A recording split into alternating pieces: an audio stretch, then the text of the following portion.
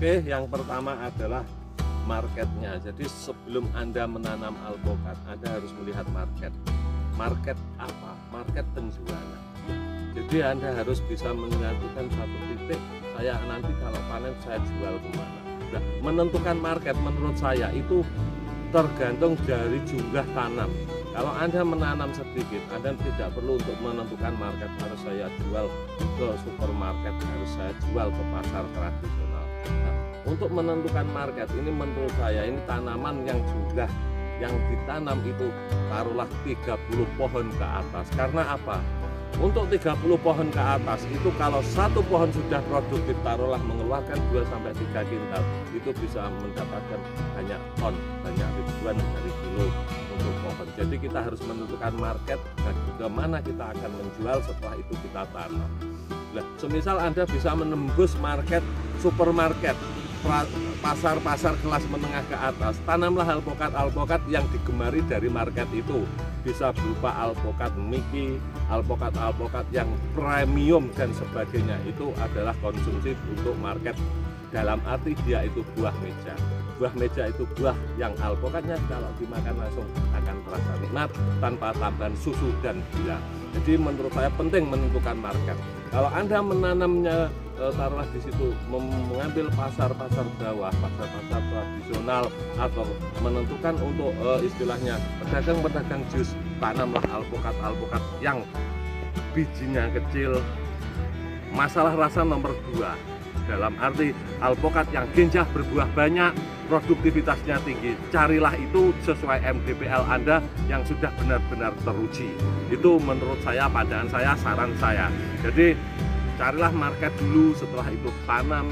Kalau sudah temu marketnya, wah saya mau menjual ke supermarket, ada istilahnya lobby ke sana, tanamlah yang jelas premium, yang buah meja.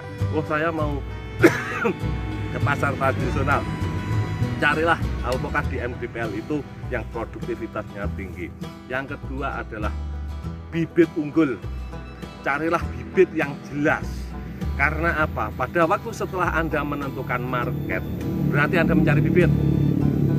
Nah, kalau bibitnya Anda tidak jelas, kualitasnya, kejelasannya, keakurasinya, keasalidannya, Anda akan menyesal di kemudian hari.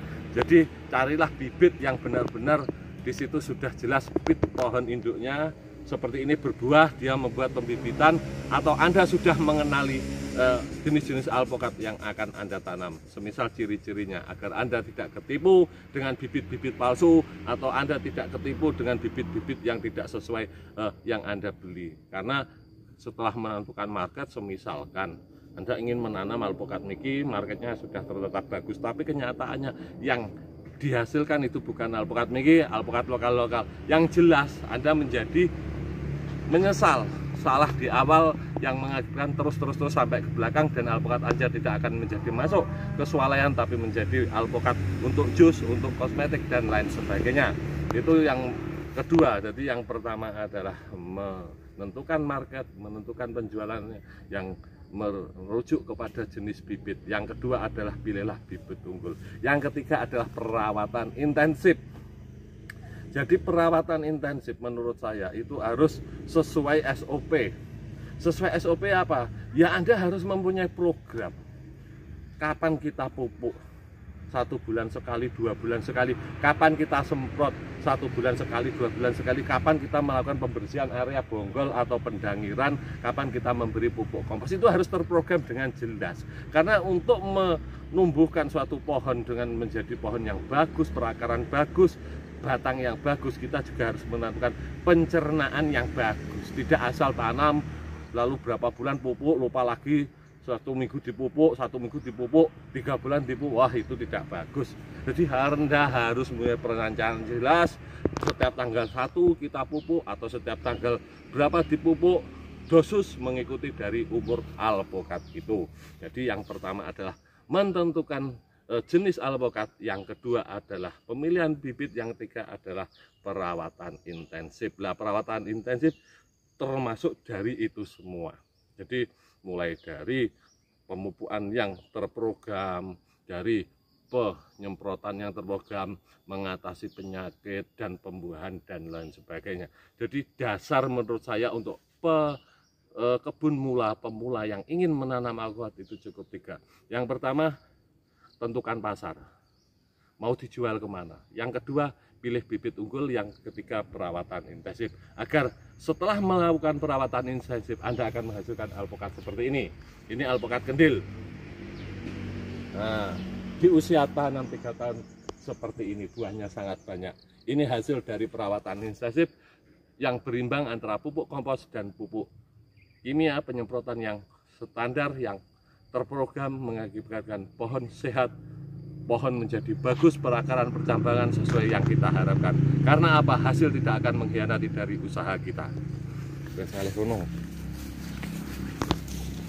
Ada nih, Ra.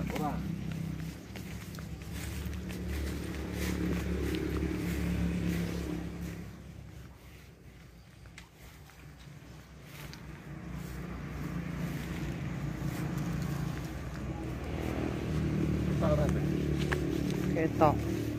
Ketok. Wah, ketok. Ketok. Nah, iya ketok. Karena salah satu yang penting di akhir dari semua proses adalah perawatan intensif. Anda akan sebagai petani mengharapkan hasil yang maksimal. Hasil maksimal harus Anda melakukan, istilahnya perawatan juga maksimal. Kalau asal-asalan, hasilnya juga akan asal-asalnya. Seperti alpukat aligator ini. Dengan hasil maksimal, perawatan SOP, pemupukan yang jelas, pemupukan yang teratur, pemupukan yang secara per bulan jelas, kompos berimbang, penyemprotan yang aktif menghasilkan alpukat yang sesuai harapan kita. Buah yang sangat banyak di usia yang masih 3 tahun, pohon bagus, buah banyak, dan sebagainya. Ini adalah alpukat aligator yang bobotnya kurang lebih 1,5 kilo. Jadi perawatan intensif menghasilkan hasil seperti ini yang kita harapkan. Oke, terima kasih telah melihat channel ini. Kurang lebihnya mohon maaf. Wabillahi taufik wal hidayah. Wassalamualaikum warahmatullahi wabarakatuh. Bravo petani alpukat Nusantara.